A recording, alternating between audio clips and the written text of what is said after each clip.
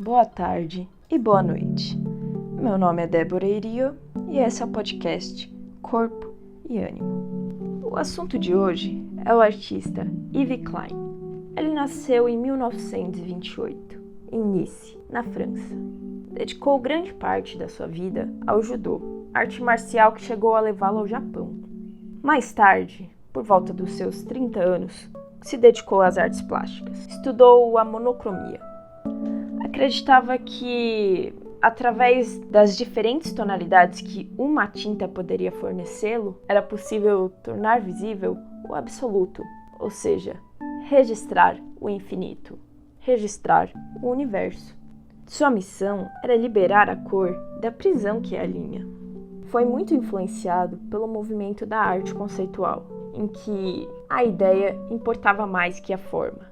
Ele afirmava que o seu trabalho eram as cinzas de sua arte, ou seja, a obra mesmo era o processo. O que restava dele, os registros, são apenas as cinzas do que veio a ser, um dia, a obra de arte verdadeira. Para ele, a arte estava em todo lugar, e o seu trabalho era captar essa beleza. A beleza que está na realidade, a beleza que está nos objetos e no ar. Chegou a criar uma tinta que denominou International Klein Blue, uma tonalidade de azul que veio a utilizar em obras futuras.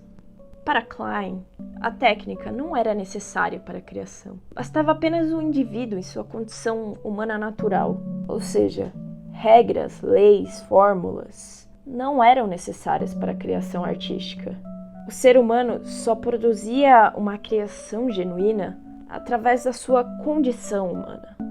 Para ele, essa criação poderia vir tanto de uma ideia metafísica, racional, quanto do sensível e do físico, já que ambos os campos pertencem ao ser humano. A arte não deve ser vista como algo criador ou modificador, e sim um estado durável da realidade. Ou seja, o artista não cria nada, o artista não inventa, o artista apenas captura o momento. Ele é um meio de se captar o aqui e o agora. Em 1960, Klein lança a obra O Pintor do Espaço se lança ao vazio, publicada em um jornal da época. Uma foto em que o artista aparece saltando de um prédio. Causou várias polêmicas na época, porque a fotografia era tida como algo, entre aspas, verdadeiro.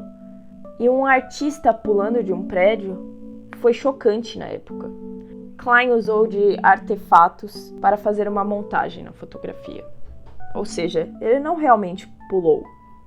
Para ele, o salto representa a mudança de posição instantânea, ou seja, uma maneira de desafiar o tempo, porque esse ato se dá independente da ação ou pensamento do ser humano. O ser humano é incapaz de controlar. A racionalidade perde as forças. A ideia abstrata de tempo, o cronológico e linear, o tempo criado pela razão humana.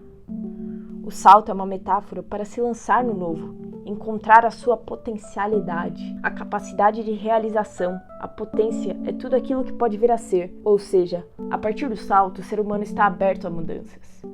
Ideia que dialoga muito à época que Klein estava inserido. Após a Segunda Guerra Mundial, a Europa se encontrava em um contexto de pós-guerra, destruição.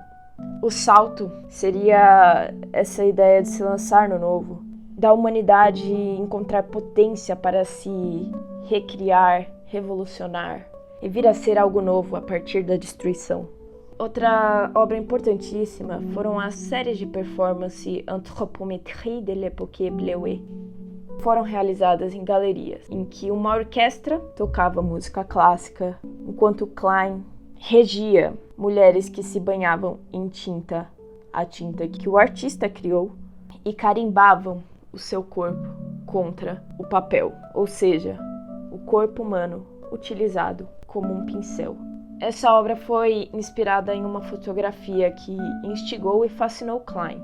Quando ele foi ao Japão, avistou uma impressão de um corpo deformado pela explosão da bomba atômica em Hiroshima.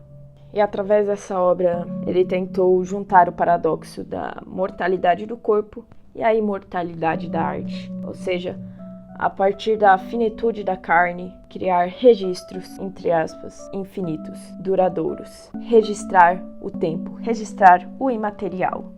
Mas essa obra também é muito criticada, pois é considerada super machista, já que é um homem tratando mulheres como objetos, guiando elas, utilizando-as como pincel. Por que será que o próprio artista não carimbou o seu corpo? Por que ele precisou utilizar mulheres como objeto para realizar a sua arte? Por que ele estava mandando no corpo das mulheres? É uma reflexão que eu deixo aqui. E chegamos ao fim de mais um episódio. Espero que tenham gostado. Bom dia, boa tarde e boa noite e boas reflexões.